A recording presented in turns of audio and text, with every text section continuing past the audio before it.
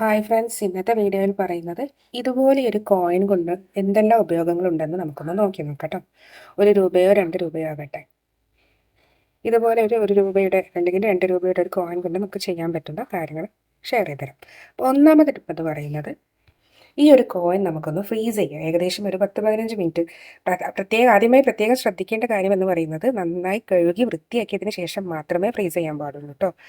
ഒരിക്കലും ഇതുപോലെ നമ്മുടെ കയ്യിലുള്ള കോയിൻസ് നേരിട്ട് ഫ്രീസ് ചെയ്യരുത്. നന്നായി ഒന്ന് കഴുകി വൃത്തിയാക്കുക. അതിനുശേഷം ഇതുപോലെ ഒന്ന് ഫ്രീസറിൽ വെച്ച് കൊടുക്കുക. ഒരു 10 മിനിറ്റ് വെക്കുമ്പോൾ തന്നെ നല്ല തണുപ്പ്, ഏകദേശം നമ്മുടെ ഐസിൻ്റെ ലെവലിലുള്ള ഒരു തണുപ്പ് നമുക്ക് ഇതിൽ നിന്ന് കിട്ടും.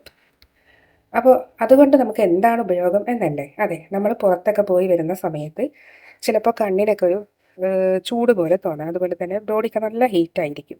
ചിലപ്പോൾ കണ്ണിന് നല്ല ക്ഷീണം അനുഭവപ്പെടുകയൊക്കെ ചെയ്യും. അപ്പോൾ കണ്ണടച്ചിട്ട് കണ്ണിൻ്റെ മുകളിൽ ഈ ഒരു കോയിൻ, പ്രത്യേകിച്ച് നമ്മൾ ഈ ഫ്രീസ് ചെയ്ത ഈ ഒരു കോയിൻ ആ തണുപ്പോട് കൂടി വെച്ച് കൊടുക്കുകയാണെങ്കിൽ നമുക്ക് നല്ലൊരു റിലാക്സേഷൻ കിട്ടും, നല്ലൊരു റിഫ്രഷ്മെൻറ്റ് കിട്ടും കേട്ടോ. കണ്ണിന് വളരെ നല്ലതാണ്. കണ്ണിൻ്റെ ആ ക്ഷീണമൊക്കെ നമുക്ക് മാറിക്കിട്ടും. ഇടയ്ക്കിടെ അങ്ങനെ ചെയ്യുന്നത് വളരെ നല്ലതാണ്. വൃത്തിയാക്കിയ കോയിൻസ് ഉണ്ടെങ്കിൽ പ്രത്യേകിച്ച് അപ്പോൾ ഇതുപോലെ ചെയ്തു കൊടുക്കുക. അത് കണ്ണിന് നല്ലൊരു റിഫ്രഷ്മെൻ്റ് ആണ്. ഐസ് വെക്കുന്നതിനേക്കാൾ കൂടുതൽ ഐസ് പെട്ടെന്ന് അലിഞ്ഞു പോകും. എന്നാൽ ഇത് അങ്ങനെ ഒരു ടെൻഡൻസി ഇല്ലാത്തത് കൊണ്ട് തന്നെ നമുക്ക് വളരെ സേഫായി വെക്കാം, നനയുമില്ല. അതാണ് ഒന്നാമത്തെ ടിപ്പ് എന്ന് പറയുന്നത്. ഈ രണ്ടാമത്തെ ടിപ്പ് നമുക്ക് നോക്കാം. നമ്മുടെ കത്തിയൊക്കെ മൂർച്ച പോയി കഴിഞ്ഞിട്ടുണ്ടെങ്കിൽ നമുക്ക് ചെയ്യാൻ പറ്റുന്ന ഒരു ടിപ്പാണ് കേട്ടോ. ഈ ഒരു സൈഡ് നമ്മൾ ഇതുപോലെ വെച്ച് കൊടുക്കാം. ഈ ഒരു സൈഡ് നമുക്ക് ഇതുപോലെ വെച്ച് ഒരിച്ചു കൊടുക്കാം. 2 സൈഡ് നമ്മൾ ഒരിച്ചു കൊടുക്കുകയാണെങ്കിൽ കത്തിയുടെ മൂർച്ച നമുക്ക് കൂട്ടാൻ പറ്റും കേട്ടോ. കണ്ടോ, ഇതുപോലെ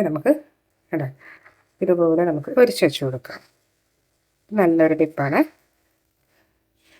ഇനി മൂന്നാമത്തെ ടിപ്പ് കൂടി നമുക്ക് നോക്കാം. ഇതുപോലെ പുട്ടൊക്കെ ചുടുന്ന സമയത്ത് നമ്മൾ സാധാരണ ഇതിൽ വെള്ളം കഴിഞ്ഞാൽ നമുക്ക് അറിയാൻ ബുദ്ധിമുട്ടായിരിക്കും. അപ്പോൾ അതുകൊണ്ട് തന്നെ ഇത് കണ്ടോ, ഇതിൻ്റെ അടിഭാഗമൊക്കെ നന്നായി കരി പിടിച്ചിട്ടുണ്ട്, പ്രത്യേകിച്ച് വെള്ളം കുറഞ്ഞു പോയ കാരണം കൊണ്ട്. അപ്പോൾ നമുക്ക് ഈ ഒരവസ്ഥ വരാതിരിക്കാനായി വെള്ളത്തോടൊപ്പം ഇതുപോലെ കഴുകി വൃത്തിയാക്കിയ ഒരു കോയിൻസ് അതിലിട്ട് വെക്കാം. അതിനുശേഷം നമ്മൾ പുട്ട് വെക്കുകയാണെങ്കിൽ, പുട്ട് ചുടുകയാണെങ്കിൽ തീർച്ചയായും വെള്ളം കഴിഞ്ഞിട്ടുണ്ടെങ്കിൽ ആ കോയിൻ അവിടെ കിടന്ന് കുലുങ്ങും. അതുകൊണ്ട് തന്നെ നല്ല സൗണ്ട് നമുക്ക് ഉണ്ടാവും. അപ്പോൾ നമുക്ക് അറിയാൻ പറ്റും വെള്ളം കഴിഞ്ഞിട്ടുണ്ടെന്ന്. അപ്പോൾ നമുക്ക് കുറച്ചുകൂടി വെള്ളം അതിലേക്ക് ഒഴിച്ചു കൊടുക്കാം. അപ്പോൾ ഇത് നല്ലൊരു ടിപ്പാണ്, പ്രത്യേകിച്ച് പുട്ടൊക്കെ ചുടുന്നവർക്ക്. അതുപോലെ തന്നെ ഇത്രയും പുട്ട് ഇടുന്നവർക്ക് ഈ ടിപ്പ് ഉപകാരപ്രദമാവും. പ്രത്യേകിച്ച് വിസിലൊക്കെ ഊരിയതിന് ശേഷം ചിലർ ആ നമ്മുടെ ആവിയിൽ നമ്മൾ പുട്ട് ചുടലുണ്ട്, ചിരട്ടപ്പുട്ടൊക്കെ ചുടാറുണ്ട്.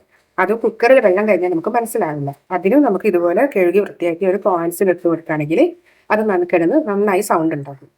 അപ്പോൾ അതുകൊണ്ട് നമുക്ക് സ്റ്റീൽ പാത്രങ്ങളൊക്കെ ആണെങ്കിൽ തന്നെ പെട്ടെന്ന് നമുക്ക് അറിയാൻ പറ്റും. കുക്കർ നമ്മുടെ അലുമിനിയം ആണെങ്കിലും വെള്ളം കഴിഞ്ഞിട്ടുണ്ടെങ്കിൽ ഏകദേശം അത് കിടന്ന് ഒച്ച ഉണ്ടാകുന്നത് കൊണ്ട് തന്നെ നമുക്ക് പെട്ടെന്ന് അറിയാൻ പറ്റും. അപ്പോൾ ഈ 3 ടിപ്പ് മനസ്സിലാക്കി വെക്കാം.